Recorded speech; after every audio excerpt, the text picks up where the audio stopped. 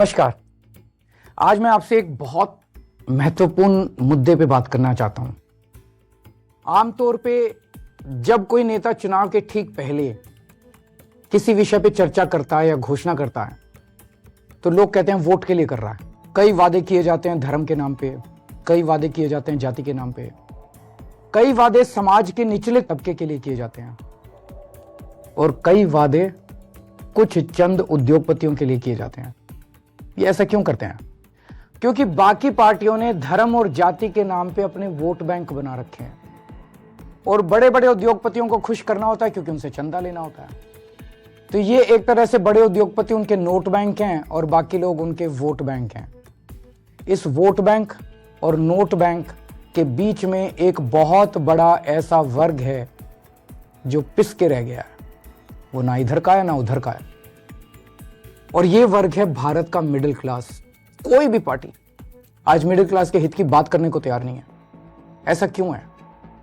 आजाद भारत के 75 वर्ष में एक के बाद दूसरी पार्टी आई, एक सरकार के बाद Prem hospital and modular test tube baby centre पिछले 30 वर्षों से निरंतर आपकी सेवा करते हुए अब और भी बेहतर रूप में बिजली बम्बा बाईपास पे भी state of the art infrastructure, 24 घंटे इमरजेंसी एवं ICU, gynaecology, obstetrics, laparoscopic surgery, laser surgery, cosmetic surgery, infertility, paediatrics, NICU, trauma आदि एडवांस्ड सुविधाओं के साथ कैशलेस सुविधा उपलब्ध है। Prem hospital, inspiring healing, empowering lives, near Shoprex mall, Bijli Bamba bypass, Meerut. दूसरी सरकार आई और इन सब लोगों ने मिडिल क्लास को दबा के, डरा के, निचोड़ के रखा हुआ है। मिडिल क्लास और सरकार का एक बड़ा अजीब रिश्ता है। मिडिल क्लास के लिए ये लोग कुछ करते तो नहीं है, लेकिन जब जब सरकार को इनकी जरूरत पड़ती है तब तब मिडिल क्लास के ऊपर सरकार हथियार चला देती है, चाकू चला देती है। और ये हथियार है टैक्स। लाखों करोड़ों की संख्या में मिडिल क्लास टैक्स भर भर के देता है देश चलाने के लिए, लेकिन बदले में मिडिल क्लास को क्या मिलता है? कुछ नहीं। भारत का मिडिल क्लास सरकार का सिर्फ और सिर्फ एक एटीएम बन के रह गया है। सच बात तो यह है, the Indian middle class is victim of tax terrorism. आखिर ये मिडिल क्लास कौन है? टीचर हैं, डॉक्टर हैं, आईटी प्रोफेशनल्स हैं, इंजीनियर्स हैं, अकाउंटेंट हैं, बैंकर हैं, दुकानदार हैं, लॉयर्स हैं। Swami Vivekanand Subharti University, one of the leading universities of North India. 250 acres campus, 220 plus professional and vocational programs, 20,000 plus students, state of the art infrastructure. Come and give wings to your career with Swami Vivekanand Subharti University, where education is a passion. NH58, Meerut, Delhi, NCR. इन जैसे हजारों सामान्य लोग जो मिलके हमारा देश चलाते हैं, ये मिडिल क्लास है। और इन सब के मतलब मिडिल क्लास के क्या सपने होते हैं?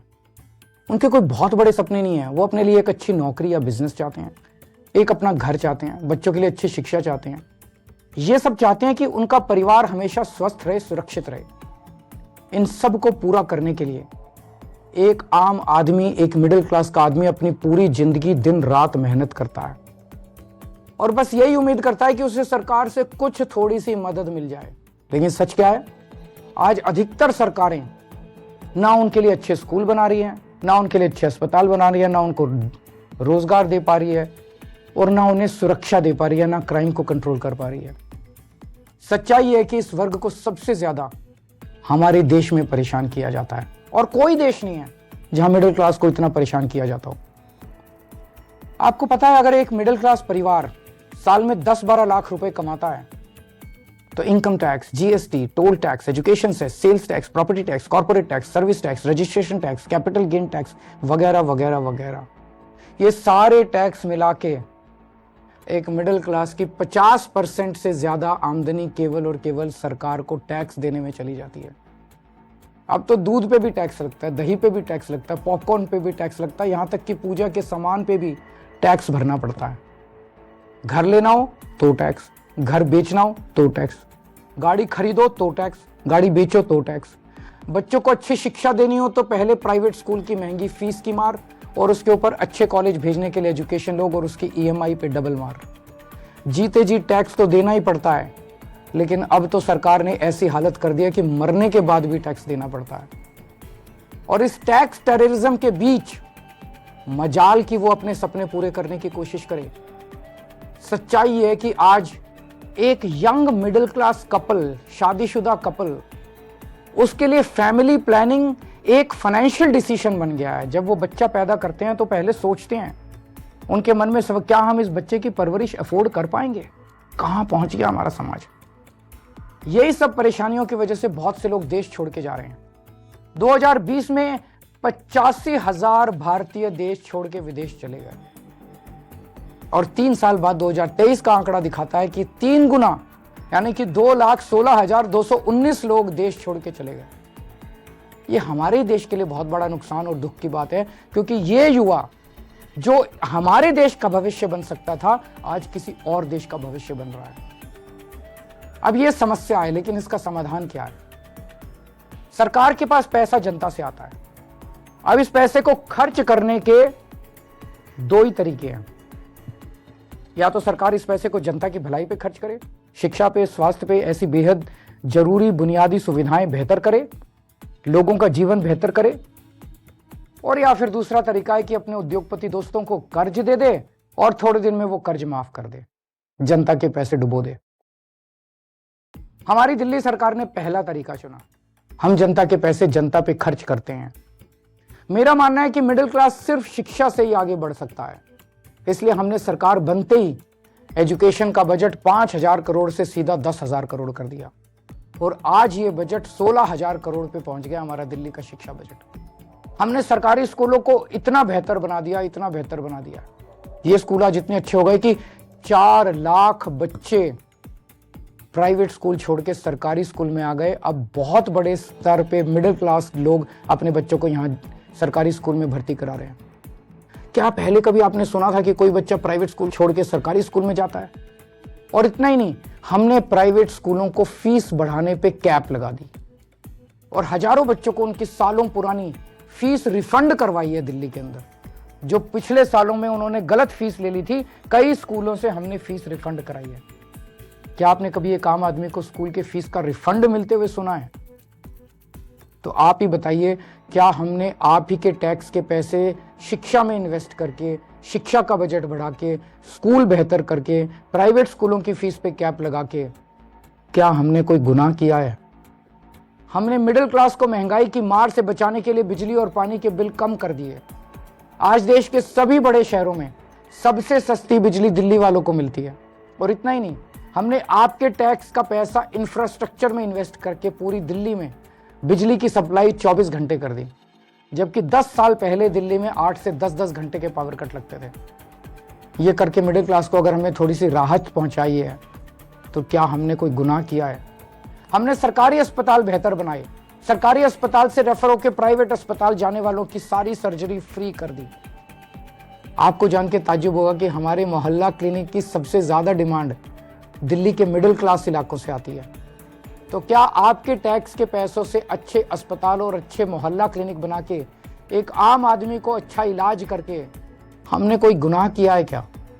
अब इस मिडिल क्लास के अंदर भी एक वर्ग है जिनके बारे में सरकार ने कभी नहीं सोचा, वो है हमारे सीनियर सिटीजन।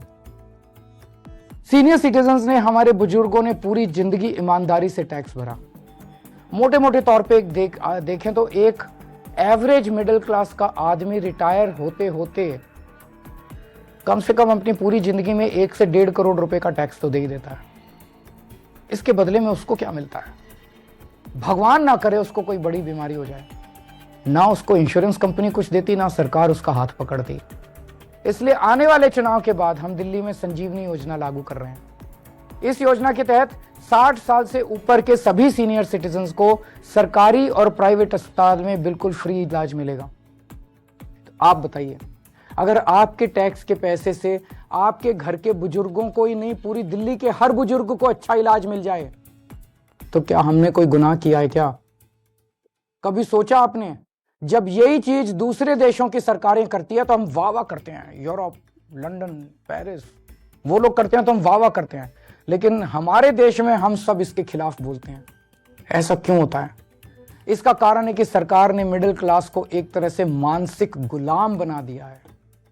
जब आपका ही टैक्स में दिया हुआ पैसा आपके ऊपर खर्च होता है या समाज पे खर्च होता है तो उसको फ्री की रेवड़ी कह के आपका अपमान किया जाता है। हाँ, यह बात तो सच है कि आपके पैसों से बहुत सारे गरीबों को भी बिजली पानी मुफ्त मिलती है, बस ट्रैवल मुफ्त मिलता है। आप सोचते होंगे मेरे पैसे से किसी और पे ये क्यों लगाया जा रहा है, लेकिन आज मैं आपसे कहना चाहता हूं इसका जवाब मुझसे बेहतर आपके माता पिता देंगे। आज हमारे जो छोटे छोटे शहरों में मिडिल क्लास है ना, इनमें से 99% के माता पिता गरीब थे। उन्होंने अपने खून पसीने की कमाई से गरीबी से मिडिल क्लास तक पहुंचने का सफर तय किया। उनसे पूछ के देखना, उनको सरकार अगर थोड़ी सी मदद दे देती, उनको सरकार से थोड़ी मदद मिल जाती, थोड़ी सहूलियत मिल जाती, तो उन बचाए हुए पैसों को जोड़ के वो क्या क्या कर सकते थे। मुझे यकीन है कि उनका जवाब ये होता कि वो पैसा वो अपने बच्चों के भविष्य के लिए संवारते, यानी आपकी जिंदगी बेहतर करने में लगाते आपके माता पिता। इसी तरह जब जनता का पैसा जनता पे खर्च होता है तभी देश का निर्माण होता है। लेकिन ताज्जुब की बात यह है कि करोड़ों की तनख्वाह पाने वाले, लाखों की गाड़ियों में घूमने वाले, महंगे महंगे सूट पहनने वाले पत्रकार एयर कंडीशन स्टूडियो में बैठ के मिडिल क्लास को मिलने वाली छोटी छोटी राहतों पे सवाल उठाते हैं। बड़े बड़े सरकारी कोठियों में रहने वाले नेताओं को आप ही के पैसों से फ्री बिजली मिलती है, आप ही के पैसे से फ्री पानी मिलता है, आप ही के पैसे से ऐशो आराम की सारी सुविधाएं मिलती है, तब उसे फ्री की रेवड़ी नहीं कहते। हमने दिल्ली में मिडिल क्लास को राहत देने की पूरी कोशिश की और आगे भी हम करते रहेंगे। मिडिल क्लास को ऊपर पहुंचाने में कोई कसर नहीं छोड़ेंगे, उनको राहत देने में कोई कसर नहीं छोड़ेंगे।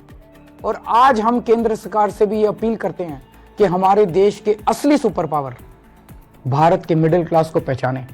आज मैं ये ऐलान करता हूं कि मैं और आम आदमी पार्टी सड़क से लेकर संसद तक मिडिल क्लास की आवाज बनेंगे, उनकी आवाज उठाएंगे, उनके मुद्दों को उठाएंगे। आज से 2 हफ्ते के बाद देश का अगला बजट आने वाला है। इस लोकसभा के सत्र में आम आदमी पार्टी के सांसद मिडिल क्लास के मुद्दे संसद में उठाएंगे। मिडिल क्लास की आवाज की गूंज अब संसद में सुनी जाएगी। हम ये मांग करते हैं कि देश का अगला बजट मिडिल क्लास को समर्पित हो। आज मैं केंद्र सरकार से 7 डिमांड कर रहा हूं, 7 पॉइंट डिमांड्स मिडिल क्लास की तरफ से। पहला, शिक्षा का बजट 2% से बढ़ा के 10% किया जाए। प्राइवेट स्कूलों की फीस पे लगाम लगाई जाए पूरे देश में। दूसरा, उच्च शिक्षा के लिए, हायर एजुकेशन के लिए सब्सिडी और स्कॉलरशिप्स दी जाएं। तीसरा, हेल्थ का बजट भी बढ़ा के 10% किया जाए और हेल्थ इंश्योरेंस से टैक्स हटाया जाए। चौथा, इनकम टैक्स की छूट की सीमा को 7 लाख से कम 10 लाख किया जाए। पांचवा, एसेंशियल कमोडिटीज के ऊपर, आवश्यक वस्तुओं के ऊपर से जीएसटी खत्म किया जाए। छठा, सीनियर सिटीजन्स के लिए मजबूत रिटायरमेंट प्लान और पेंशन की योजनाएं बनाई जाएं और देश भर में सभी सरकारी और प्राइवेट अस्पतालों में सीनियर सिटीजन्स को मुफ्त और अच्छा इलाज दिया जाए। और सातवां, बुजुर्गों को पहले रेलवे में 50% कंसेशन मिलता था जो बंद कर दिया गया, उसे दोबारा चालू किया जाए। यह है हमारा मिडिल क्लास का मैनिफेस्टो। अगर आप हमारे मिडिल क्लास मैनिफेस्टो से सहमत हैं तो हमारी वेबसाइट middleclassmanifesto.com पर साइन करें और आप अपनी भी आवाज केंद्र सरकार तक पहुंचाएं।